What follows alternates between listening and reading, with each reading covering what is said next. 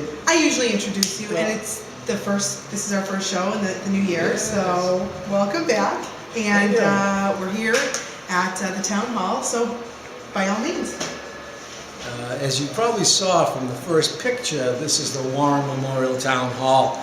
You'll notice, if you can't read Roman numerals, that it says 1922. And there's an A in front of it and a D after it, which translated from the Latin means in the years of Jesus.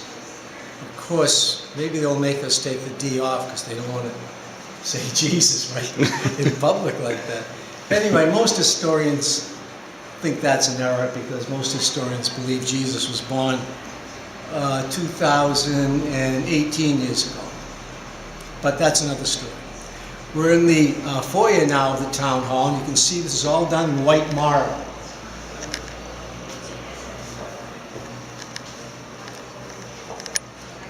Although if you look carefully, you might notice that this looks newer and is a little different from what is on the south side on your right as you move in. Yeah. That's because someone drove the car through the front door, which is why they're not wood, at least the initial ones there. They're aluminum.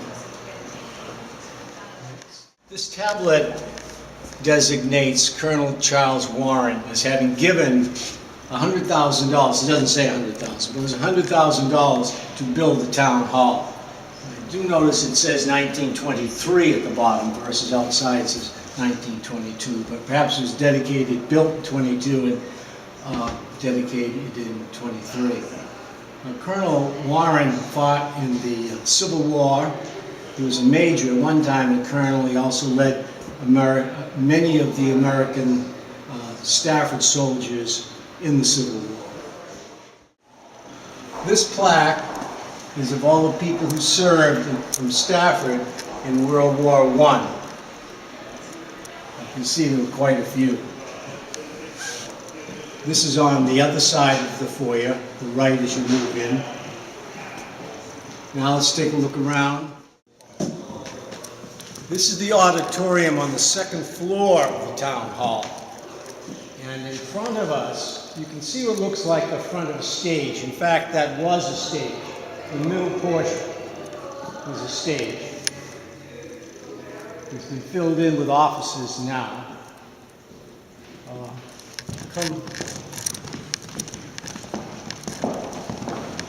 If we turn around and look backwards, you can see what obviously was a balcony for this auditorium. You can see it was rather a large balcony. It went back quite far. There was also a projection booth up there for movies, which they had here frequently. Now, on the stage, the treasurer's office on your right, and the public works and water pollution on the left. Those offices are there. Here, we're near the restrooms in the back of the town hall. The jails have both been made into restrooms, one for the women, the other for the men.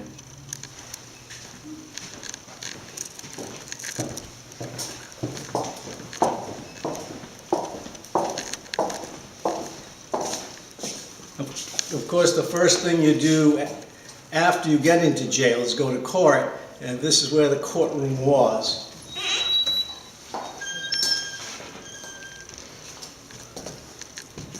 Court is now in session.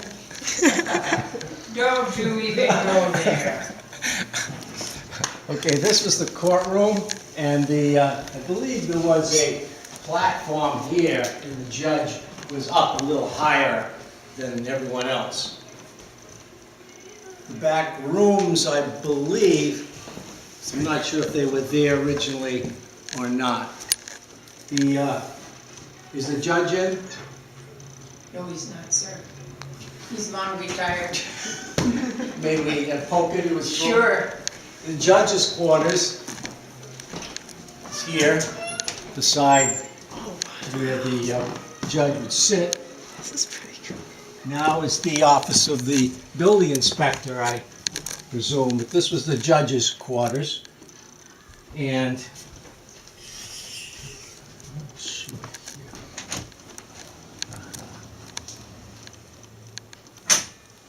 This door leads both to the outside from the judge's quarters and up to the stage. We're on the first floor again in the main corridor, and you can see the probate judge's office right here. Inside you see his nice looking law books. And the vault back there, I'm not sure where that goes, but they used to house valuable old records, particularly wills there. And it still does. It still does.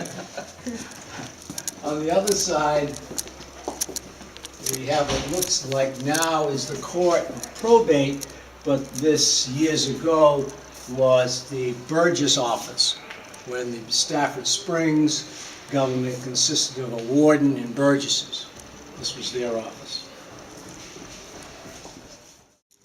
This is a town vault, and all the land records or deeds are kept here.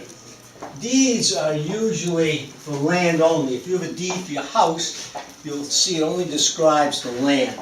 But let's see how far back in Stafford history we can go. These are all dated.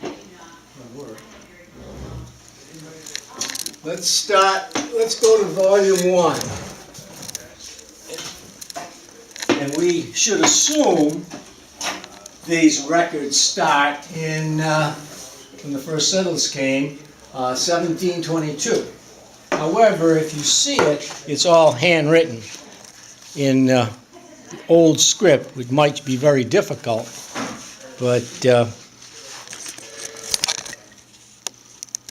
I notice here, there was never a parks department, so people either had to work for the town for free, or in this case, we see where someone was paid, probably 13 shillings. Okay, our weekly quiz, starting off the new year. We're in Charles Warren's Memorial Hall. The quiz question is, what other structure did Charles Warren give the town? Okay, great. So you can send that to MyStaffordSprings@gmail.com. You have until next Tuesday. Thank you, Mr. Dutton. And thank you all.